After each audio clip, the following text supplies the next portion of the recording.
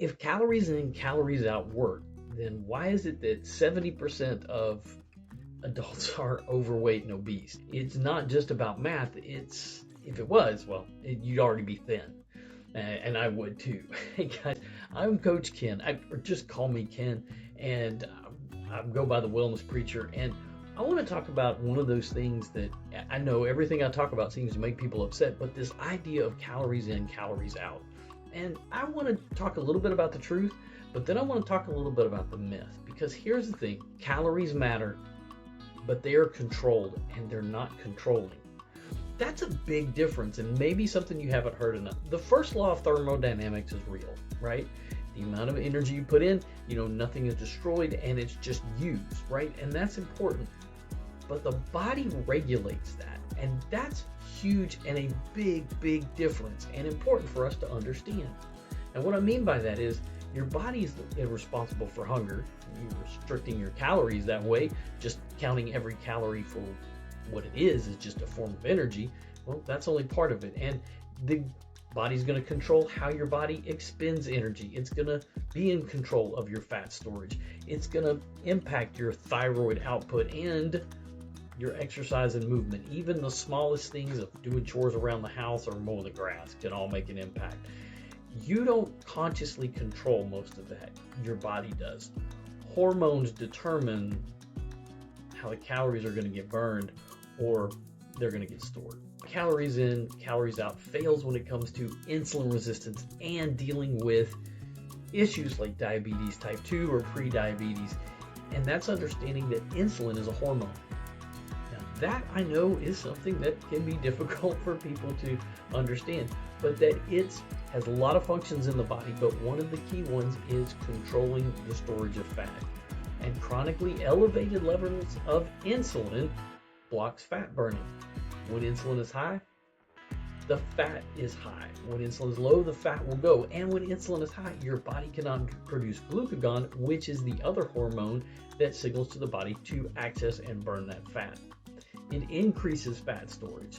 It increases hunger, and it drives cravings. So when insulin is high, you just simply cannot access the stored fat that you have because it's constantly trying to keep it there and keep it stored. Look, I know, I get it, because for all this time I did calories in, calories out. I tried to control everything, and while it works for a time, sustainably, when I was 200 pounds early on in the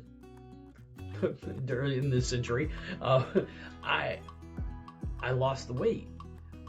But it wasn't a lifestyle that I could consistently do, because it had more to do with what was going on in here than it had to do with what was happening in the hormones in my body. Once I did that, and once we're talking about those subjects here, that's a big difference that's happening in our bodies, and we need to know about it. So we need to realize that calories in, calories out, it assumes a static metabolism. The reality of that is when you cut calories aggressively, your it assumes a static metabolism. When you cut calories aggressively, your metabolic rate drops. In addition to that, your thyroid output decreases. Your reproductive hormones start to drop at that point. Your cortisol rates also begin to rise, right? There's more of those stress in your body. Your hunger hormones increase and your satiety hormones begin to decrease. Your body is adapting and it doesn't cooperate. It defends the fat mass because it's afraid that there might be stress and there's something that you're going to need it for later. Probably the thing that hurts the most is how much calories in, calories out. When you aren't successful with it, it blames the person rather than the physiology. And that's the last thing that I ever want as a nutrition coach, is for you to feel that way. And I don't want to feel that way. I mean, really, it's hard enough to go about doing these things. So when someone regains the weight in this model, it's this: you lack discipline, you couldn't do it. And we put this guilt on people. No wonder people are feeling the way that they do. But in reality, the body is lowering the expenditure. Hunger increased throughout that time. Insulin remains elevated. We really didn't impact that, and the fat cells become more efficient at what they're doing. And that's biology. That's not about weakness. And that's the last thing that you need to feel, is that you're weak about this. So we really want to focus on the idea that we need a lifestyle that's functional, that we can do, because there's constant tracking in calories in, calories out. We wind up having a food scale dependency. Our mental math is constantly trying to figure out what we're doing.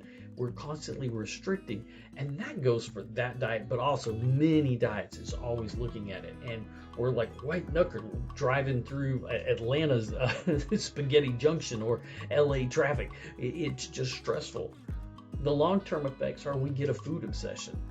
I've seen this in my family's life and in so many people that I've worked at. There's a metabolic slowdown. We wind up getting this weight cycling back and forth, this up and down. There's muscle loss involved, and the hormones are simply not being addressed the way that they should. So we talk about insulin resistance, and the problem that's there is, in large part, insulin resistance is something we don't talk about. The cells aren't responding to the insulin that your body's making. There's so much sugar and so much we've eaten that the cells are full. And no matter how much insulin, when we eat all day long, which is really where the root of this problem is, we have those high elevated insulins, and when insulin is high, the fat's going to stay high. The pancreas keeps producing more insulin. It's not that there's a problem that your pancreas is broken. If that was the case, we'd be talking about type 1 diabetes and not type 2 and prediabetes and insulin resistance. Energy is going to crash as occur. Your fat burning is suppressed, and your carb cravings start to intensify because your body is craving that sugar. So what do? Well, you cut the calories. You're hungry, you're tired, you binge, and then you blame yourself. And I always think about the acrostic that a lot of people use, particularly in Overeaters Anonymous, of HALT. Hungry, angry, lonely, tired are usually the reasons that we begin to eat and we start to binge and dive into food. So here's what's actually going to work. And that's probably the piece of this that you wanted to know, right? And if you haven't subscribed, I really want to encourage you to do that, because in our channel, we have a lot of great information, along with talking about the protocol that we use that goes along with everything we talk about here. So what does actually work? Well, lowering the insulin is the biggest thing. Dr. Ben Bickman talks about this in his book, Why We Get Sick, in his research. Dr. Jason Fung as well, and so many others address that. What we do is we lower insulin by spacing out our meals, basically a time-based eating. We reduce the ultra-processed carbohydrates and foods that we're eating, those things in bags and boxes and bottles with barcodes. We need to stop that. It just needs to be out of our diets. We need to increase our protein. That is huge. We need to increase protein. We also need to increase real fiber, all right? And we need to know when to eat it. Meal order eating is starting with fiber to help slow digestion and feed the gut microbiome. And then on top of that comes that protein. And we want to make sure that we're doing some resistance training. It doesn't have to be a lot. It can simply be body movements. I have a lot of those in my shorts and videos. I encourage you to go check those out a little bit. We want to build that muscle, because muscle is really the sponge for a lot of the blood glucose that we have. We want to improve metabolic flexibility. Now, that's a huge aspect of this. And so we teach the body to switch between glucose burning and fat burning. And doing a more of a time-based eating model is a big part of helping with that. We want to stabilize our blood sugars. That means we stabilize when we get hungry, and we have sustainable fat loss over time. So what I want to encourage you to do is to reframe the goal. We're not talking about just eating less. We're really talking about eating less often. And that's a big difference, right? It sounds a little bit better. Here's the goal. The goal is to improve insulin sensitivity, to improve metabolic flexibility, to preserve that lean mass, those muscles in your body, and to normalize hunger signaling. All right? Fat loss then becomes a lot more effective and something that becomes part of our lifestyle. So I hope this video has been helpful for you. Like I said, I want to keep this really simple and short, just to make sure that we kind of walk through a little bit about why calories in, calories out. While it has its place and calories do matter, it really is the hormones that are over everything. So as we think about this, I want to remember, if you fix the insulin, you're going to allow the calories to regulate themselves. You're going to find that you have a lot of calories already stored on your body. And the more that we do that, your body regulates and you get to reach the places that you want to reach. Make sure that you check out some more of my videos as well, and that you subscribe to the channel. If you want to know more information, I'd be encouraged, what really surprised you in this video, and type that in the comments down below. Have you done calories in, calories out, and how did that work for you? Has that been really a game changer, or has it been really more difficult?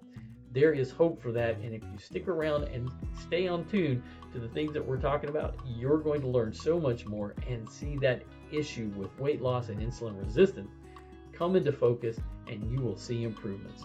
Thanks so much for being here. Make sure that you always ask this one question, if nothing else: what is the wise thing to do? Go get the day, make it golden, go be excellent to others, and go be excellent to yourself.